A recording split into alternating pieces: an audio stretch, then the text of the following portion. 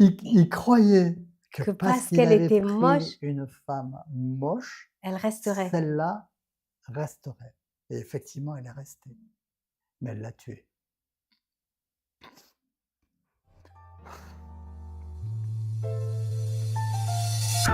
Confidence, oh confidence. Bonjour à tous et bienvenue dans l'émission Confidence à chacun ses mots. Aujourd'hui, nous recevons l'invité Alain. Bonjour Alain. Bonjour Sarah.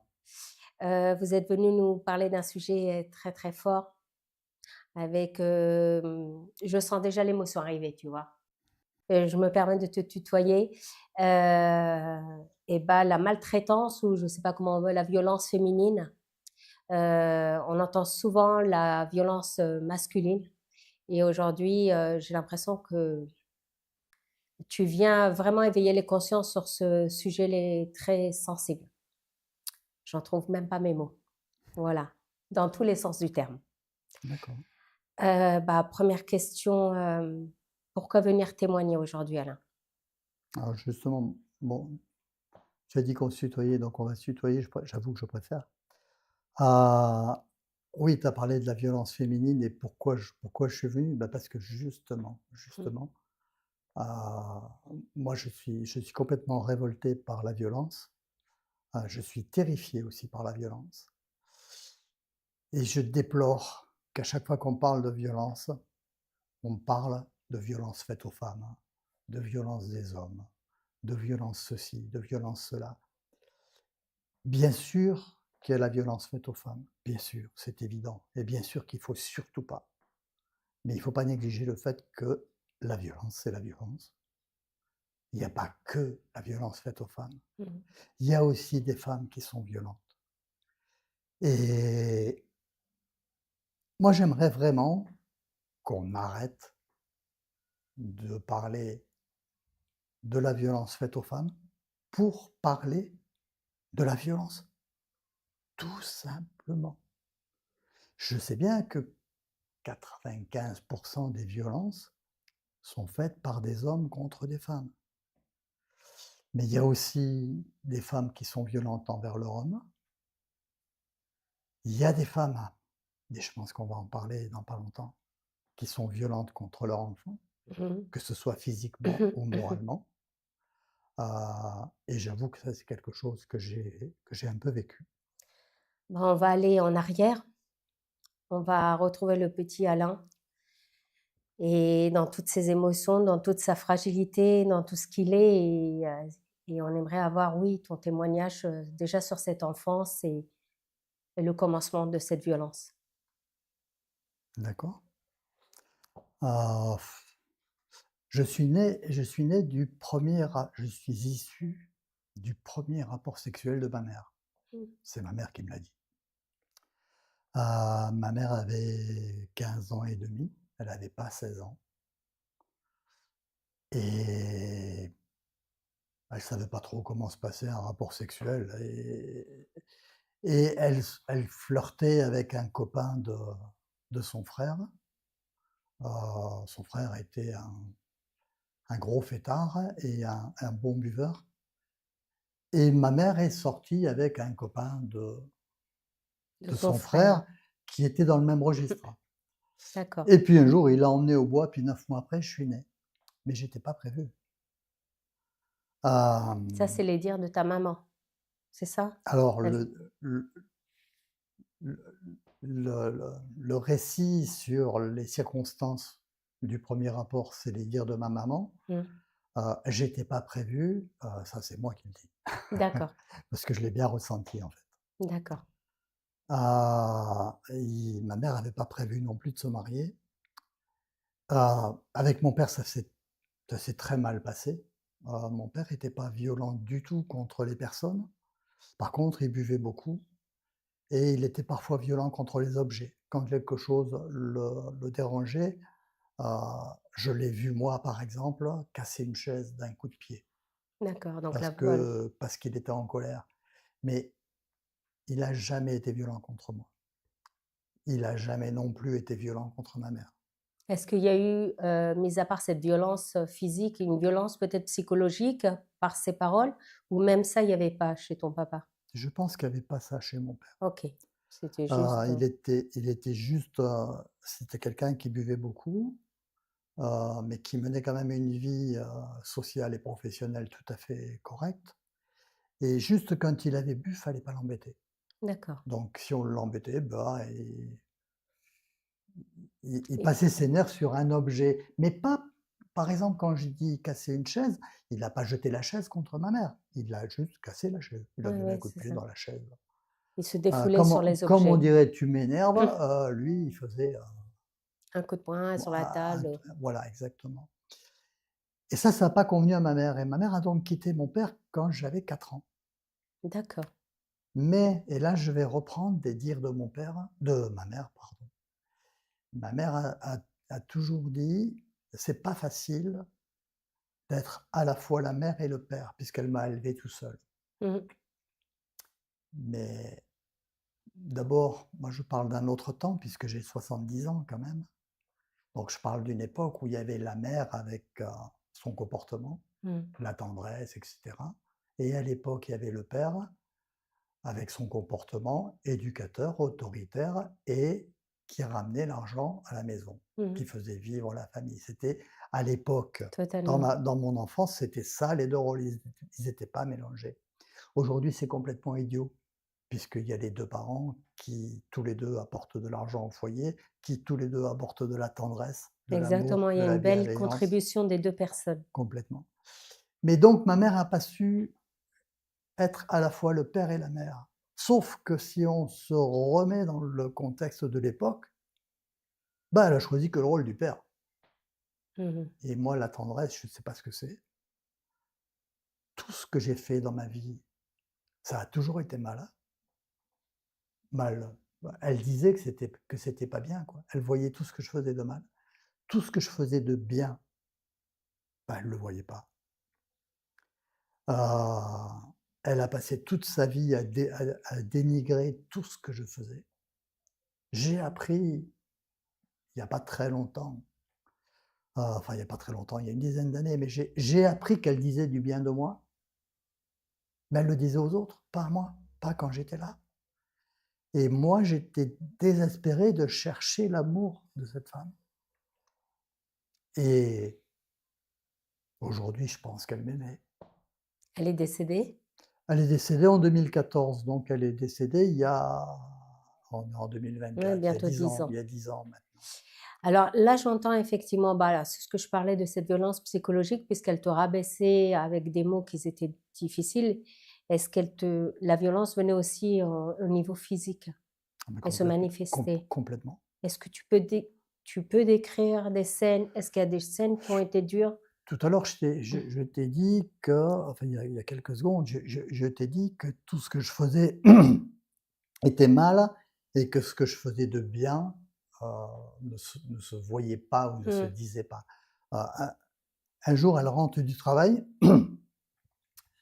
Moi, j'avais passé l'après-midi à récurer les brûleurs de la gazinière. D'accord. Ils étaient pourris, ils étaient tout noirs Mmh. comme tous les brûleurs de Mmh. gazinière et moi, j'avais envie de faire plaisir à Mmh. ma mère et j'avais passé toute l'après-midi à astiquer ces choses avec une paille de fer et ils étaient merveilleux. Tu avais quel âge?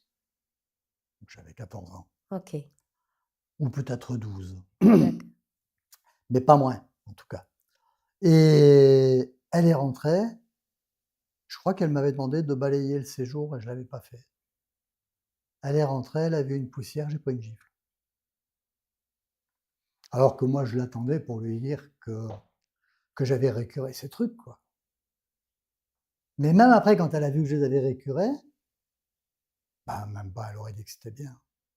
Alors, c'est sûr que ça peut paraître anecdotique, sauf que je vais pas dire que c'était quotidien parce que c'est pas vrai, c'est pas quotidien, C'est ce que j'allais te demander. mais c'est hebdomadaire quand même. Toutes les semaines, tu avais le droit? Ouais. Souvent je savais, enfin, quelquefois je savais pourquoi, quelquefois c'était litigieux et quelquefois je savais pas pourquoi je prenais une baffe. C'était jamais en fait, si j'entends bien, c'était souvent non justifié. C'est-à-dire qu'elle était elle était d'un naturel anxieux. Il lui arrivait de ne pas boire que de l'eau non plus, D'accord. et elle ne savait pas gérer ses émotions et le moyen de gérer ses émotions, c'était de se lâcher sur moi. Puisque j'étais le seul dans sa vie. Elle a eu quelques hommes qui sont passés, mais qui n'ont fait que des passages de quelques Mmh. mois à 1 an ou 2 ans maximum, 2 ans je crois pas même. Mais tout le stress qu'elle avait, comme elle n'avait que moi dans son appartement, il fallait bien qu'elle le passe sur quelqu'un. Est-ce qu'à cette époque-là, tu parles de cette époque, puisqu'aujourd'hui on sait que même les écoles sont très sensibles à ça. Est-ce qu'à cette époque-là, à l'école, on s'apercevait de ta maltraitance? Est-ce que tu en parlais? Est-ce que tu verbalisais? Ou est-ce que tu étais vraiment dans ce secret où il fallait pas dire les choses? Alors de toute façon, il fallait pas dire les choses, et d'une, hem et pour répondre à ta question, j'ai retrouvé quelques professeurs de mon adolescence et il y en a même 2 avec qui je suis devenu, moi adulte, Mmh. copain. Mais quand je dis copain, je parle pas de copain Facebook, hein. Tout le monde sait que ami Facebook, ça veut strictement rien dire, amis Mmh réseaux mh. sociaux, c'est Du n'importe quoi. oui. Mais je suis réellement devenu ami avec deux professeurs et il y en a un qui était mon professeur d'histoire et de latin. Histoire, géographie et latin au lycée quand j'avais, 12 ans ou 13 ans. 13 ans, puisqu'à 12 ans je faisais pas de latin et quand je l'ai retrouvé, déjà j'ai été émerveillé quand même que ce type se souvienne de moi et il m'a dit: «Je me souviens de toi comme un garçon timide, attachant et un petit peu anxieux». Donc il avait Il avait vu qu'il y avait quelque chose. mmh. Alors que j'avais 12-13 ans, quoi. C'est l'âge où normalement on est euphorique, on et moi j'étais dans mon coin, moi. Moi je jouais pas à la cour de récréation. Moi j'avais un ou 2 copains et je parlais avec mes copains. Mais Je jouais jamais pas, voilà. Mais tu as tu as jamais dit à tes copains que ta maman te donnait des claques? jamais, Ça s'est arrêté que d à des jamais. claques? Ah oui, il y a jamais eu de coup de poing ni si! Ah! Si!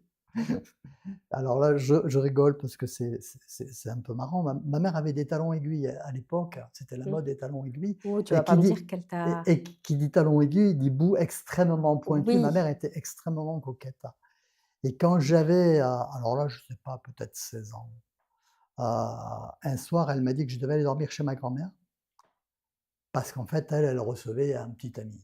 Mmh. Mais ça, je savais pas. Et moi, j'étais en train de tenter de séduire une, une fille qui habitait Mmh mh. juste en face de chez moi et puisque ce soir-là, j'étais libre, j'ai décidé d'aller jouer le Roméo et sa Juliette et d'aller voir la fille sous son balcon. Mmh mh. Va savoir pourquoi ma mère est passée par derrière l'appartement ce jour-là et elle m'a vu. Donc Ah.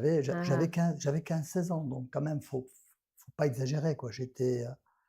Déjà, j'ai rien fait de mal, Mmh. hein, puisque, on parlait d'idylle, on parlait pas de, il s'est rien passé de répréhensible. J'allais juste tenter de faire le Roméo au pied du balcon de ma Juliette.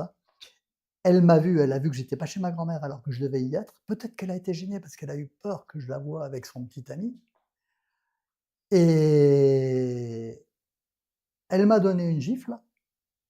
Va savoir pourquoi je suis tombé par terre Ah. et quand je suis tombé, elle m'a donné un coup de pied dans les fesses. Enfin, elle m'a donné un coup de pied dans le cul, je vais parler français. Mmh. Mais sauf qu'un coup de pied dans le cul avec la pointe de ses Ah ouais. chaussures qui étaient comme ça, beh, ça pique, hein. Ah ouais. Mais bon, ça c'est anecdotique, c'est arrivé qu'une fois quand même et c'est plus un truc rigolo qu'autre chose, bien que sur le moment ça m'a pas fait rire quand même et que je parlais donc de la fin de la période où elle me giflait. Je me souviens très bien de la dernière gifle que j'ai reçue, que j'ai failli recevoir. Que tu as failli, tu l'as stoppé? Ouais, j'ai elle m'a donné une gifle, je sais plus pourquoi, mais c'était pas mérité Et là, j'ai senti que c'était pas mérité, mais je devais avoir 16 ans. Est-ce qu'on bat son en déjà, est-ce qu'on bat son enfant? Mais la deuxième, c'est est-ce qu'on le bat jusqu'à ce qu'il ait 16 ans? Il y a un phénomène de castration là. Ouais, c'est ça, de Et et réducteur, et ouais. et et donc quand j'ai vu arriver cette baffe, j'ai fait ça. Elle m'a donné un violent coup de bras dans le bras Ah oui, ça fait et très elle mal. s'est fait mal. Ah oui, on se fait mal. Mais elle m'a engueulé. Elle m'a dit: «Mais pourquoi tu as arrêté mon bras?» «Je me suis fait mal». Et moi je l'ai regardée et je lui ai dit: «Tu as qu'à pas me taper». Et elle m'a jamais plus tapé. Ah, intéressant, Donc elle était consciente quand même exactement. de ce qu'elle faisait. À quel âge tu es parti de chez ta mère, Alain? Et pour te répondre, il faut quand même que je te dise que j'ai quand même toute ma vie cherché désespérément à trouver l'amour de ma mère. Donc tout ça ne m'a pas fait fuir. Et Ah! et à 18 ans, j'ai commencé à avoir des filles, à sortir, à avoir des petites amies mais je les ramenais à la maison. Et ma mère était serveuse de restaurant et était donc extrêmement absente. Donc je vivais la moitié du temps tout seul à la maison. Mais je réponds à ta question. J'ai quitté la maison à, 22 ans, je suis revenu 4 mois après. J'étais parti avec une fille Mmh.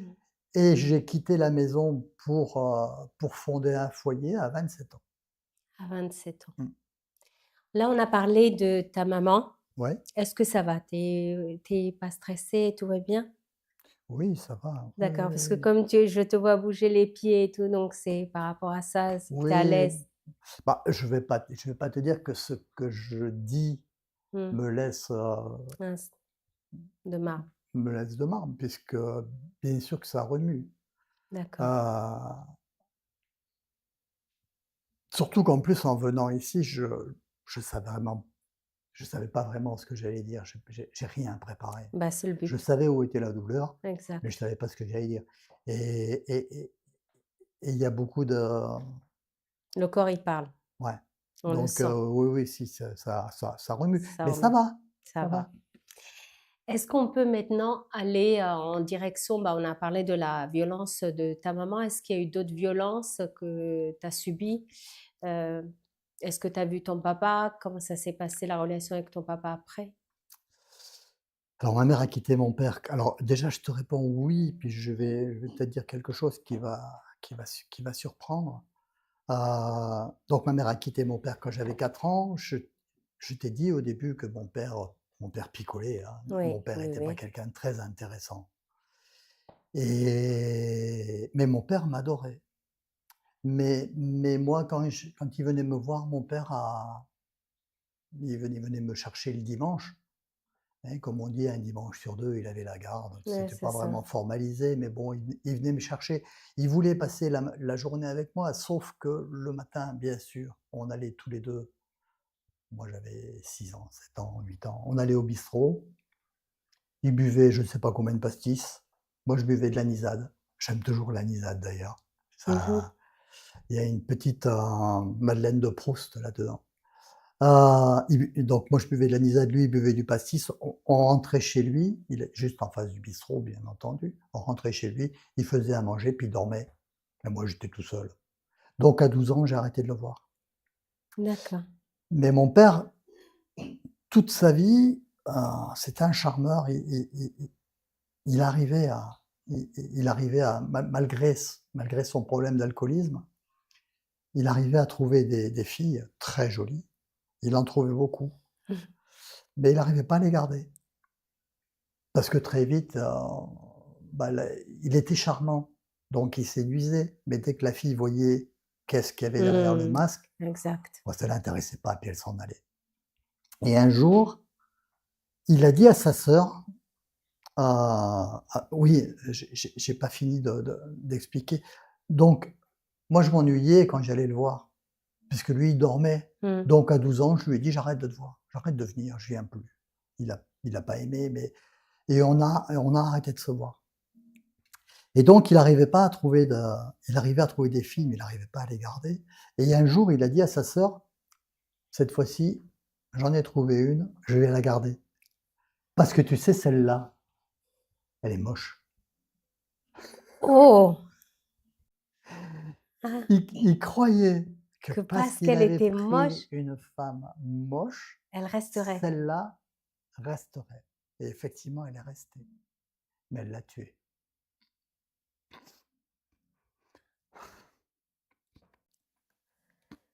Je t'en prie, Ça, ça Alain. Je t'en prie, Alain. ça, c'était pas prévu. Il a Tiens, continué. tiens, Alain. Il a continué, bien sûr, à picoler, et ça lui convenait pas, à la fille. Donc elle voulait absolument qu'il arrête de boire, mais lui, il n'a pas arrêté de boire. Et et un matin, il est rentré du bistrot à 11 heures. Bien sûr, il était bourré. Ils habitaient à l'étage et pardon, et quand il est arrivé, elle lui a dit: «Tu es encore bourré, retourne d'où tu viens», et elle l'a jeté. Il est tombé dans l'escalier et il est mort le lendemain. Ah oui. Alors, Surtout qu'il bien sûr, était. on pourrait dire que c'est un accident puisqu'elle l'a pas elle ne l'a pas assassiné. Mmh, Elle lui a juste dit: «Retourne d'où tu mmh, viens». Ce serait un accident si c'était pas vrai que régulièrement elle le cognait. Moi, je dis que c'est pas un accident. C'est une mauvaise issue d'une scène de violence conjugale. mmh. Et c'est là où je suis à 100 d'accord pour qu'on parle des hommes qui tuent leurs femmes, mais pas que, quoi, pas que. Je il faut qu'on parle de la violence des gens contre d'autres gens, que ce soit les hommes contre les femmes contre les hommes contre les hommes, les guerres. Tout La à fait. violence, c'est la violence, ou la violence gratuite dans la rue, dans les balles, dans tout ce qu'on veut. C'est je sais pas si j'ai le droit d'en parler, mais cette histoire de de meurtre, moi j'appelle ça un meurtre, m'a tellement bouleversé que moi j'en ai fait un film Mmh.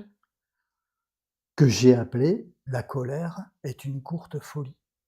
Ça vient du latin ira furor brevis est, Mmh. de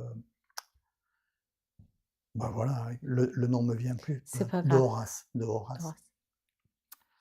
Doris. Et mais c'est vrai que la colère est une courte folie et on sait pas où elle mène.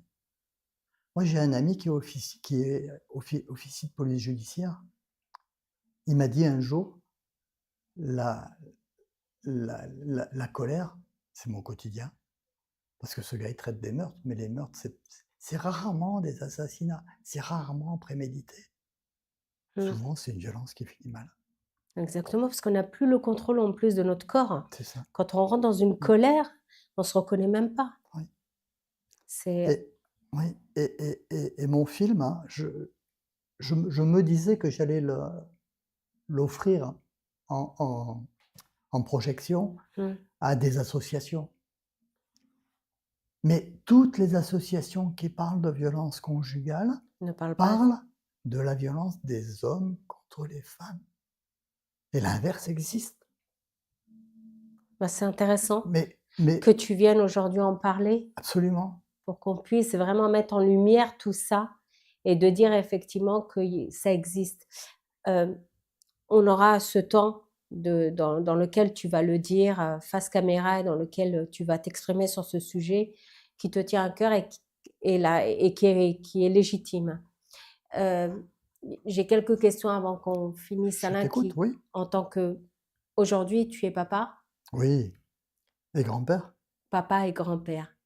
Comment toi, tu t'es construit après toute cette violence en tant que père? Quel est le choix de cette femme que tu as fait en tant que mère, pour tes enfants? Est-ce que ça a eu un impact tout ça? Est-ce que tu leur as dit tout ce que ça t'a souffert? Enfin voilà, je veux aujourd'hui que Alain en tant que papa me parle et grand-père. Je vais peut-être pas te dire les choses que tu attends.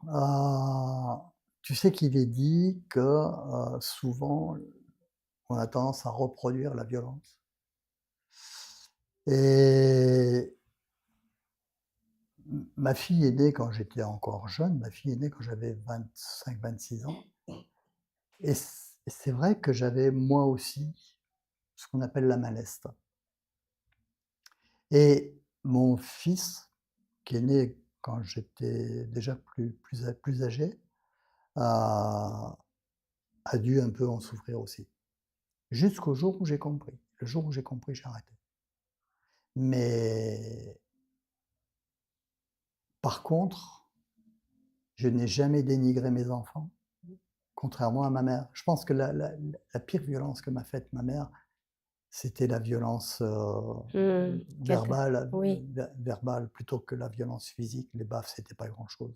et le Et non-amour qu'elle a pu te ouais, mais malheureusement, je pense pas avoir été un père exceptionnel. Quant quant à la femme qui est la mère de mes mmh, enfants, bah, j'ai fini par la quitter. d'accord. Donc, je suis pas là en tant que moralisateur, du tout, du tout, du tout, du tout. Je suis très, très, très imparfait moi-même. Mais on est tous imparfaits, Ouais, Alain. On est tous imparfaits. On ne peut pas dire qu'on est des parents exceptionnels et parfaits. On ne peut pas dire ça. Même nous, qu'on n'a pas subi la violence, on ne peut pas dire qu'on est parfait. On fait mal, même serait-ce avec quelques mots. ouais, Et les mots, on sait la puissance qu'ils ont. ouais. En tout cas, merci de ton témoignage. Merci de ce moment émouvant qui m'a laissé toujours au bord de la larme qui pouvait pleurer, voire peut-être tout à l'heure. Et merci d'avoir éveillé les consciences. Juste en même pas une phrase, un mot, est-ce que tu as réussi à avoir du positif dans cette épreuve? Est-ce que c'est ce film-là que tu aimerais apporter en lumière dans le positif? Ou ce témoignage pour faire... Les 2 m'importent. Ce témoignage, si j'y attachais pas d'importance, je ne serais pas venu. Donc j'ai très envie Mmh. que mon message soit passé. Heu, Quant au film, si un jour une association de lutte contre la violence Eh ben, on va le dire. féministe, pardon, féministe, le contraire, féministe, me contactait, je serais le plus heureux des hommes de voir qu'elles sont pas sectaires et qu'elles peuvent accepter qu'il y a la violence des 2 côtés. Alors, on va faire ça, Alain. De toute façon, on se dit au revoir. On te remercie d'avoir été là. Merci Alain d'être venu témoigner. Merci à vous tous qui nous avez suivis. N'hésitez pas à commenter, à partager, à liker, faites ce que vous voulez. Mais voilà, réagissez à Alain s'il vous plaît. Et en tout cas, à bientôt. À bientôt Alain. Merci Sarah.